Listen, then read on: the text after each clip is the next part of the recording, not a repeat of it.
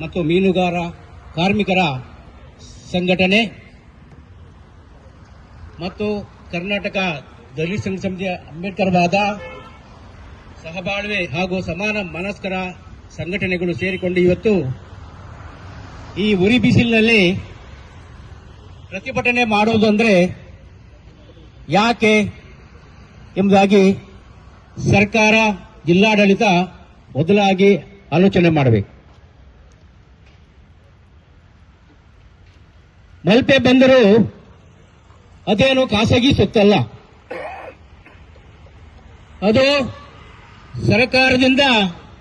ಸರ್ಕಾರದ ಅನುದಾನ ಪಡೆದು ಕೋಟ್ಯಾಂತರ ರೂಪಾಯಿ ಅನುದಾನ ಪಡೆದು ಮಾಡಿರುವಂತಹ ಒಂದು ಬಂದರು.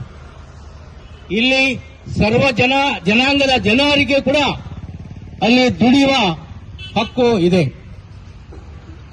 ಆದರೆ ಅಲ್ಲಿರುವಂತ ಬಲಾಢ್ಯ ಸಮುದಾಯದವರು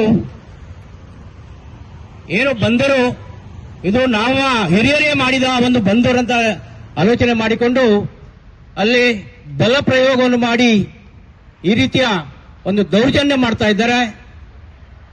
ಇದು ಹೊಸತೇನಲ್ಲ ಅಂತ ನಾವು ಹೇಳ್ತೇವೆ.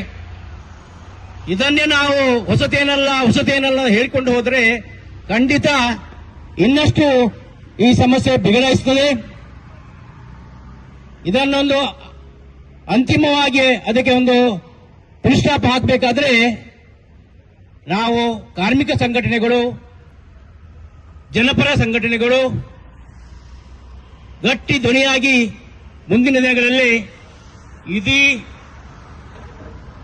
ಹುತಾತ್ಮ ಸ್ಮಾರಕದಲ್ಲಿ ಮಾಡುವುದಲ್ಲ ಆ ಚಳವಳಿ, ಇನ್ನು ಅಲ್ಲಿಯ ಧಕ್ಕೆಗೆ ನುಗ್ಗುವಂತ ಕೆಲಸ ಮಾಡಬೇಕು. ನಾವು ಧಕ್ಕೆಯಲ್ಲೇ ಈ ಪ್ರತಿಭಟನೆಯನ್ನು ಮಾಡಿಕೊಳ್ಬೇಕು.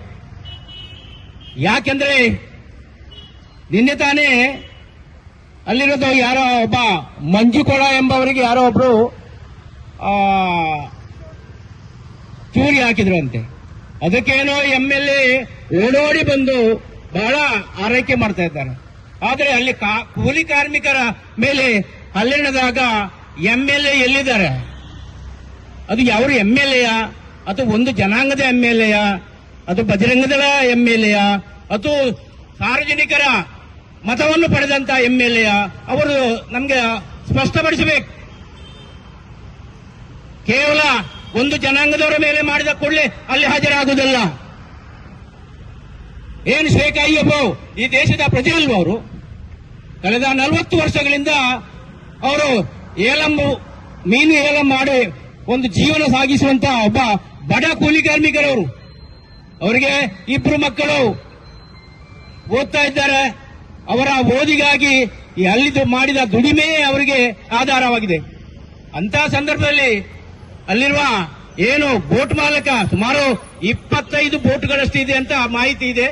ಅಷ್ಟು ಒಂದು ಬಲಾಢ್ಯವಾಗಿರುವಂತಹ ಮಿಥುನ್ ಕರ್ಕೇರ ಅಲ್ಲಿ ಬಂದು ನಾಯಿಗಳಿಗೆ ಹೊಡೆದ ಹಾಗೆ ಆ ತರ ಹೊಡೆಯುವುದಂದ್ರೆ ಏನು? ಅದು ನಾಯಿಗೆ ಹೊಡೆದ್ರು ಕೂಡ ಈಗ ಪ್ರಾಣಿದಯ ಸಂಘದವರು ಕೇಸ್ ಹಾಕ್ತಾರೆ. ಆದರೆ ಒಬ್ಬ ಮನುಷ್ಯನನ್ನು ಮನುಷ್ಯನಾಗಿ ನೋಡದೆ ಅವರನ್ನು ಓಡಾಡಿಸಿ ಹಲ್ಲೆ ಮಾಡೋದಂದ್ರೆ ಇದು ಯಾವ ನ್ಯಾಯ? ಇದು ಯಾವ ನಾವು ಜಿಲ್ಲೆಯಲ್ಲಿದ್ದೇವೆ ಅಥವಾ ಯಾವ ದೇಶದಲ್ಲಿದ್ದೇವೆ? MLA ಅವರು ಕೂಡಲೇ ಅದಕ್ಕೆ ಖಂಡನ ಹೇಳಿಕೆ ಮಾಡಿ ಅದನ್ನು ಒಂದು ವ್ಯವಸ್ಥಿತವಾಗಿ ಬಗೆಹರಿಸುವುದನ್ನು ಬಿಟ್ಟು ಒಂದು ಜನಾಂಗದ ಪರವಾಗಿ ನಿಲ್ಲುವುದಂದ್ರೆ ಇದು ಯಾವ ನ್ಯಾಯ? ಇದಕ್ಕೆ MLA ಅವರು ಸ್ಪಷ್ಟಪಡಿಸಬೇಕು. ಅವರ ಪಾಳೆಗಾರಿಕೆ ನಡವಳಿಕೆ ನಮಗೆ ಖಂಡಿತ ಅದು ಹಿಡಿಸುವುದಿಲ್ಲ. ಮುಂದಿನ ದಿನಗಳಲ್ಲಿ ನಾವು ಖಂಡಿತ ಇಲ್ಲಿ ಪ್ರತಿಭಟನೆ ಮಾಡುವುದಲ್ಲ, ಮಲ್ಪೆ ಪರಿಸರದಲ್ಲಿಯೇ ಮಾಡಬೇಕು, ಮಲ್ಪೆ ಧಕ್ಕೆಯಲ್ಲಿಯೇ ಮಾಡಬೇಕಂತ ನಾನು ಹೇಳ್ತಾ ಇದ್ದೇನೆ. ಇನ್ನು ಕಳೆದ ಬಾರಿ ಲಂಬಾಣಿ ಮಹಿಳೆಯನ್ನು ಏನೋ ಒಂದು ಸ್ವಲ್ಪ ಮೀನು ಹಿಡ್ಕೊಂಡು ಹೋದ್ರಂತ ಮರಕ್ಕೆ ಕಟ್ಟಿ ಹಾಕಿ ಅವರನ್ನು ಕಳಿಸಿ ಅದರ ಇಡೀ ವಿಡಿಯೋ ದೇಶಾದ್ಯಂತ ಪ್ರಸಾರ ಆಗಿತ್ತು.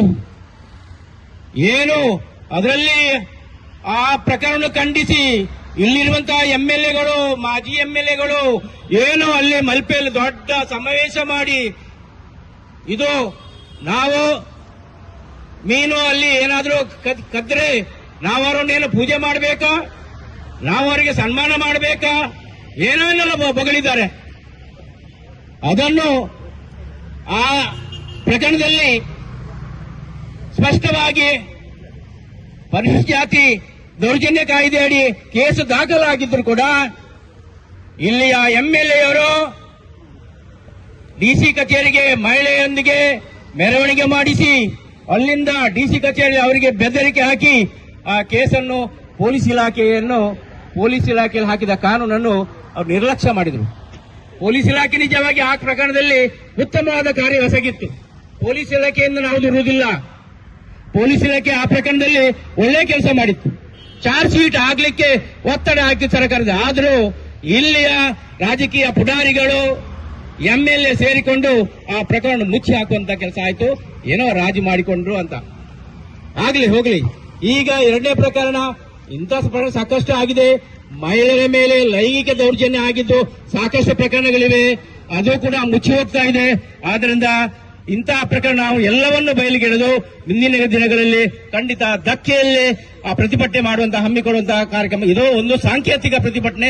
ಆದ್ರಿಂದ ಜಿಲ್ಲಾಧಿಕಾರಿಗಳು ನಮ್ಮ ಇವತ್ತು ಸಲ್ಲಿಸುವಂತಹ ಮನವಿಯಲ್ಲಿ ಏನೆಲ್ಲ ಬೇಡಿಕೆಗಳಿದೆ ಅದನ್ನೆಲ್ಲ ಪೂರೈಸಿ ನಮಗೆ ಸೂಕ್ತವಾದ ಒಂದು ನಿರ್ದೇಶನ ಕೊಡಬೇಕು. ಸರ್ಕಾರದ ಅಲ್ಲಿ ಮಟ್ಟದಲ್ಲಿ ಅವರಿಗೆ ಪರಿಹಾರವನ್ನು ಕೊಡಬೇಕು ಮತ್ತು ಅಲ್ಲಿ ಔಟ್ಪೋಸ್ಟ್ ಅನ್ನು ಪೊಲೀಸ್ ಔಟ್ಪೋಸ್ಟ್ ಅನ್ನು ಅಲ್ಲಿ ಸ್ಥಾಪನೆ ಮಾಡಬೇಕು ಮತ್ತು ಇತರ ಬೇಡಿಕೆಗಳು ಈ ನಮ್ಮ ಮನವಿಯಲ್ಲಿದೆ. ಅದನ್ನು ಕಡ್ಡಾಯವಾಗಿ ಜಾರಿಗೊಳಿಸುವಂತೆ ನಾವು ಇವತ್ತು ಜಿಲ್ಲಾಧಿಕಾರಿಯವರಿಗೆ ಮತ್ತು ಜಿಲ್ಲಾ ಪೊಲೀಸ್ ಅಧಿಕಾರಿಯವರಿಗೆ ಮನವಿ ಕೊಡ್ತದೆ. ಅದರಿಂದ ಈ ಒಂದು ಪ್ರಕರಣ ಖಂಡಿತ ಮುಂದಿನ ದಿನಗಳಲ್ಲಿ ಧಕ್ಕೆಯಲ್ಲಿ ಇಂತಹ ಪ್ರಕರಣ ನಡೆಯಬಾರದಂತೆ ಸೂಕ್ತ ಕ್ರಮ ವಹಿಸರಿಂದ ನಂಬಿಕೆ ಇದೆ.